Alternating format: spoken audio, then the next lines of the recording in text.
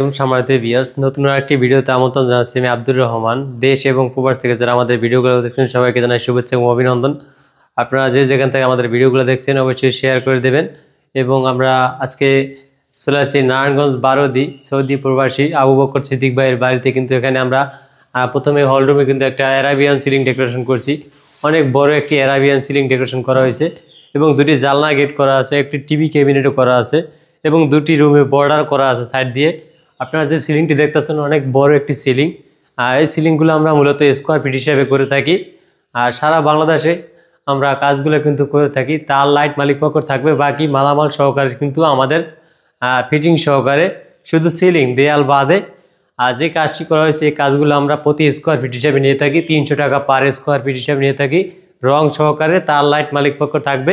আর এখানে দেখেন দুটি জানলার গেট করা আছে। জানলার গেটগুলো যারা করাচ্ছেন অবশ্যই এক একটা জানলা গেট 6000 টাকা প্রাইস থাকতে হবে।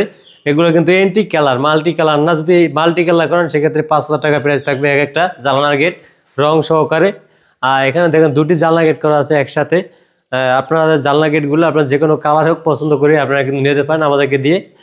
তারপর এখানে একটা টিভি ক্যাবিনেট আছে। দেখেন যারা টিভি ক্যাবিনেট করছেন কম বাজেটের ভিতরে কিন্তু টিভি ক্যাবিনেটটি করছেন। মাঝখানে কিন্তু টিভি হবে, এখানে টিভি লাগানো হয় না।